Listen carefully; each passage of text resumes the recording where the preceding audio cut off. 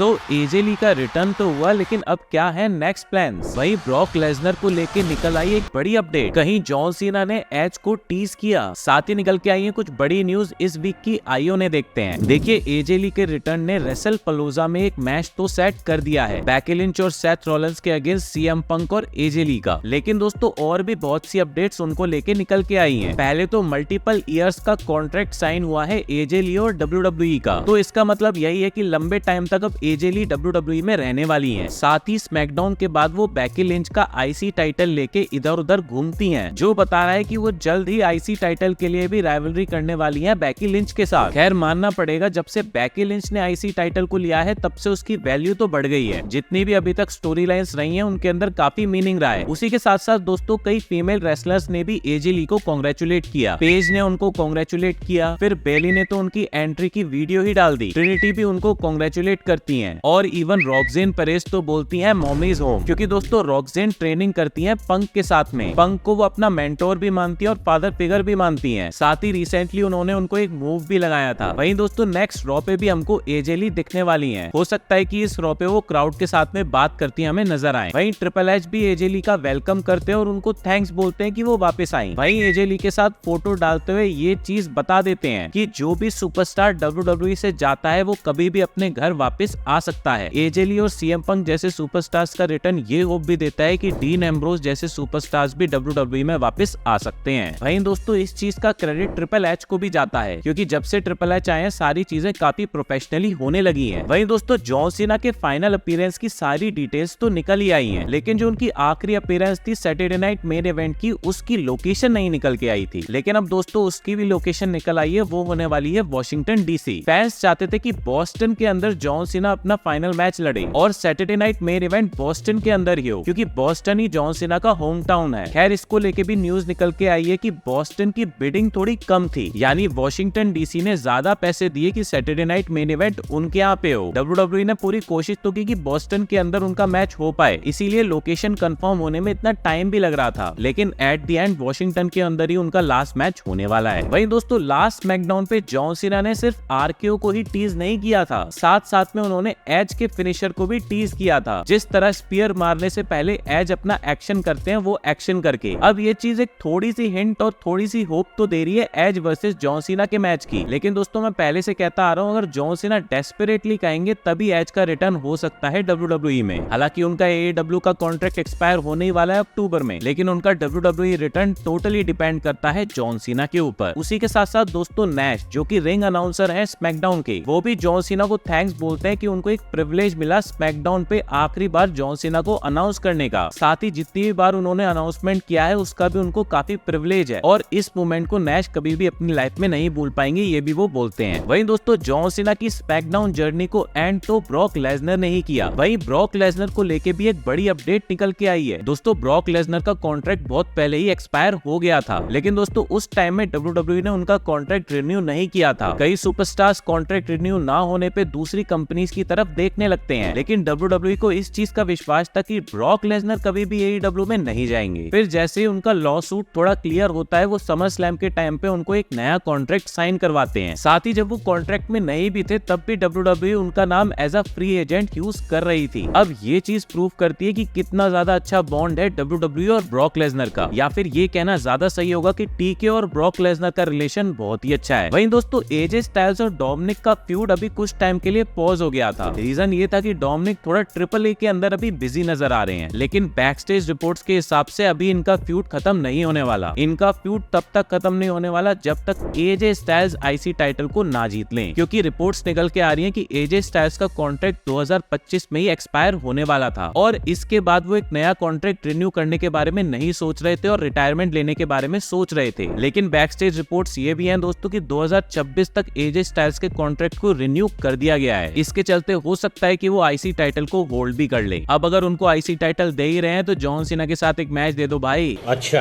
I mean, दोनों के बीच में मैच करवाना, ठीक है, एक बार जॉन सीना को आईसी टाइटल दिलवाना और फिर एक रीमैच तभी करवा देना। मैं क्या करूं, फिर जॉब छोड़ दूं?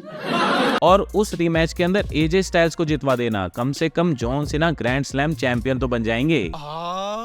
स्मार्ट है। वहीं दोस्तों एक बड़ी न्यूज टैग टीम डिवीजन से भी निकल के आ रही है कि कहीं ना कहीं स्ट्रीट प्रॉफिट का स्प्लिट होने वाला है। स्ट्रीट प्रॉफिट की टीम साथ में बहुत अच्छा काम करती है और इन दोनों का स्प्लिट मैं तो होता देखना नहीं चाहता, क्योंकि स्प्लिट होते होते हमें मजा आएगा, लेकिन जैसे ही दोनों अलग होंगे उसके बाद दोनों का पुश रुक सा जाएगा। और इसी तरीके की कुछ स्टोरी लाइन WWE प्लान कर रही है व्हाइट सिक्स को लेके कि व्हाइट सिक्स अलग अलग टैग टीम का माइंड वॉश करेंगी और इस वजह से उनकी टैग टीम में प्रॉब्लम्स आना शुरू हो जाएंगी। वैसे स्टोरी लाइन तो काफी इंटरेस्टिंग है, लेकिन किसी भी टैग टीम को स्प्लिट करना बिल्कुल सही नहीं है। स्मैकडाउन के पास one of the best tag team division है और उसको छेड़ना इस तरीके से मुझे तो बिल्कुल सही नहीं लग रहा है। बाकी आने वाला टाइम ही बताएगा कि इन लोगों का स्प्लिट किस तरीके से चलता है। साथ ही दोस्तों पिछले पूरे हफ्ते निकी बेला और वेड बैरेट के बीच में थोड़ी कंट्रोवर्सी चलती हुई हमें नजर आई। एक्चुअली वेड बैरेट प्री शोज के अंदर कमेंट्री के अंदर एक सवाल पूछ रहे थे, क्या निकी बेला अब का जो वुमेन्स रोस्टर है उसके साथ में कम्पीट कर पाएंगी, क्योंकि वो वुमेन रेसलर थी डिवास के टाइम पे, तब इतना ज्यादा परफॉर्मेंस को लेके बातें नहीं होती थी, लेकिन अब तो वुमेन्स रोस्टर पूरी तरीके से बदल चुका है। इस बात को सुन के लगता है निकी बेला को अच्छा नहीं लगा, तभी वो अपनी सिस्टर के पॉडकास्ट पे इस बारे में बात करती हैं और ये भी बोलती हैं जब वो मैच करती हैं उसके बाद वेड बैरेट उनसे नजर नहीं मिला पाते और साइड से निकल जाते हैं। इस चीज को जब वेड बैरेट सुनते हैं तो वो कहते हैं कि उन्होंने इस तरीके से चीजों को पोर्ट्रे नहीं किया था, उन्होंने बस एक क्वेश्चन रेस किया था, ना कि निकी बेला के टैलेंट पे डाउट किया था। इसको लेके बहुत ज्यादा बैकलैश होता है, निकी बेला को बहुत ज्यादा ट्रोल किया जाता है, तो वेड बैरेट खुद ही बोल देते हैं कि निकी बेला और उन्होंने बात कर ली और सब कुछ सॉर्ट कर लिया है। हालांकि मेरा मानना भी वेड बैरेट से बिल्कुल मिलता ही है। निकी बेला की परफॉर्मेंस उतनी ज्यादा कुछ खास नहीं रही है जब से उनका रिटर्न हुआ है, लगातार वो बॉचेस कर रही है और वो इम्पैक्ट नहीं दे पा रही जो आज की वुमेन्स देती हैं। खैर वो एक लेजेंड सुपरस्टार है तो उस चीज की तो रिस्पेक्ट है, लेकिन पॉइंट तो पॉइंट है। वहीं उसके बाद एक न्यूज निकल के आती है कि वेड बैरेट कमेंट्री पैनल का पार्ट नहीं है, माइकल कोल और कोरी ग्रेव्स ही स्मैकडाउन का भी पैनल संभालेंगे और रॉ का भी पैनल संभालेंगे, ऐसी न्यूज निकल के आई है। खैर इसके बाद भी बैकलैश होने लगा कि वेड बैरेट को इस कंट्रोवर्सी के चलते हुए निकाल दिया है, लेकिन इस पे भी वेड बैरेट जवाब देते हैं कि ऐसा कुछ भी नहीं है और ये सारी फॉल्स न्यूज है। एक्चुअल में वेड बैरेट ने 2 हफ्ते की छुट्टी ली है क्योंकि वो अपनी फैमिली के साथ में टाइम गुजारना चाहते हैं। तो दोस्तों ये थी कुछ अपडेट्स और न्यूज WWE की तरफ से रिसेंटली की। बाकी मिलते हैं अब आपको नेक्स्ट वीडियो में, तब तक के लिए सायोनारा।